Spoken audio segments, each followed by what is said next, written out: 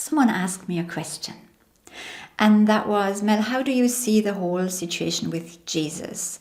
When we talk about spirituality and when spiritual people talk, oftentimes they mention Christ energy, but they don't name Jesus as Jesus. And there are a lot of people who feel guilty, let's say in free churches or in Catholic or Christian religions.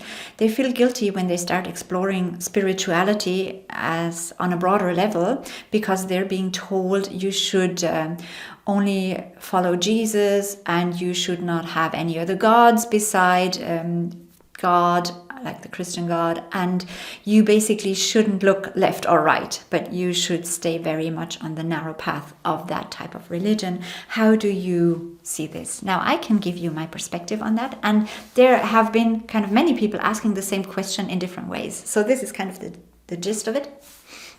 And now how I view this is, and I'm going to keep this short, that we can talk about this for, like, maybe we should actually have a discussion at some stage live where we do this. But I'm going to keep this brief.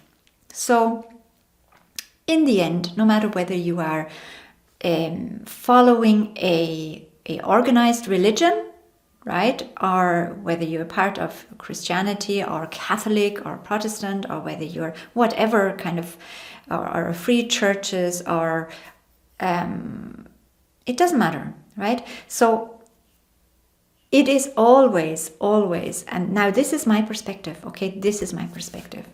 It is always important to recheck what is still true for you. Because oftentimes we're being born into cultural settings, into religious settings and beliefs, and we adopt them and we live with them. But it is always important to check, is this still relevant for me? Does this still make sense to me? And something like, and a lot of people also write about the Bible, and they write in comments like whole passages about the Bible, seemingly either confirming what I'm saying or contradicting what I'm saying or what somebody else has written, right, with stuff from the Bible. And like, what I want to suggest is that you always need to hold on to the responsibility for yourself, right? So this means in every situation, you need to recheck with yourself whether something is still true for you or not. And now, if people say just follow the Bible, read the Bible, and live after the Bible and what the Bible tells you, there are a lot of things in the Bible which are absolutely not relevant to this time anymore, especially the Old Testament, right? And then a lot of people say, yeah, but the Old Testament, we have the New Testament, and that's fine, right? So a lot of stuff from the Old Testament, with the judging God, with the punishing God, with the this destruction and sacrifice of children and killing left, right, and center, and all this kind of stuff, that is not relevant for this time. And basically, their accounts of history, they are not. When you look at the New Testament and the messages there are a lot of contradictions in that already. Okay, but again, that's not the point. So the point is, what about Jesus? What about spirituality? If I want to follow, if I want to open up more and leave the narrow path of the Bible, okay? And what about then Jesus? And do I actually betray God by checking out other spiritual topics, right? Like intuition, or like clairvoyance, or like your own inner voice, or your communication with the divine, or yes. So I want to say this to you. Whenever you feel guilty because you're going against something you are being told you're not supposed to do, like if there is a guideline, or if there is actually a very clear dogma that tells you what to do and not to do, you can give all your power to this dogma and say, okay, I'm going to suspend my own judgment because it says this line in this book, and this is what I'm going to do. This is fine. That is your decision, right? That's your decision. And you have the right to do that. And if you say, and therefore I will never question this again, I will never go inside and look at is this true for me or not, because it says it in that book, which I have been told is the book I need to live by. Then you do that and you see how your life unfolds and how you live your life. Okay? Now, if you feel like, well, there is so much more, I'm sensing there is so much more, and I want to explore this. I want to explore other types of spirituality. I want to go into Hinduism, Buddhism. I want to study different things. I want to look at what are other spiritual people saying, right? Then when you feel guilty, you need to look at that. Where does this guilt come from? Oh, because I'm going against something I've been told. And then you make a decision. Like, you're a grown-up. You're an adult and you're totally self-responsible. So you make a decision, is this still true for you, or do you want to look left or right? Because if anyone or anything is telling you, this is the only way, this is the only path, and if you go astray, if you even dare to look to the left or to the right, there's something wrong with you. Do not do this. God will punish this, or the religious setting or whatever. You need to go and confess afterwards. This is not, you're not supposed to do this. Whenever this happens, someone else is making a decision for you, right? Which is fine if you want that to happen. That is totally okay. If you want to make your own decisions, and if something is of interest to you, and you say, yes, I'm Christian, I follow the teachings of Jesus and the Christian God, and this makes total sense to me, and it resonates with me, and I love how I live that. But I'm also interested in exploring this, that, and the other in this broader spiritual field. My suggestion is, if you make the decisions for yourself, then you do what you feel is right for you. Because I can tell you one thing, if you minimize God, if you say God is telling us not to look to the left or to the right, you have humanized God. God is everything. God is what is on your path.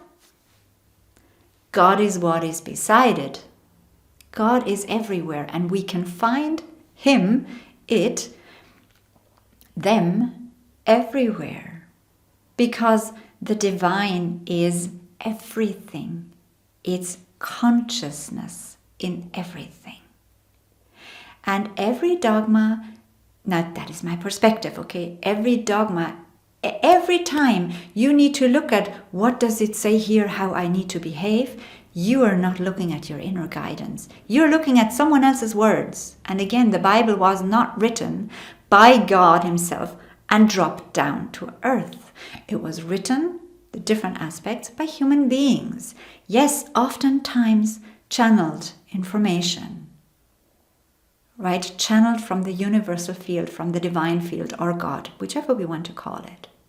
But again, through the filter of their own personality, they were all human beings, right? So through the filter of their personality, the filter of their culture, the filter of their time, the filter of their consciousness, and then written down the best way possible that they could make sense of it.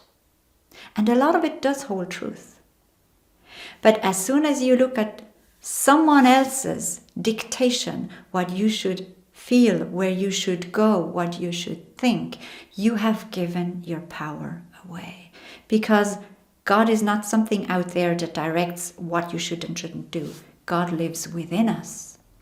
And this is exactly now the teachings of Jesus. We are all children of God. We are all a drop of the ocean, the divine ocean.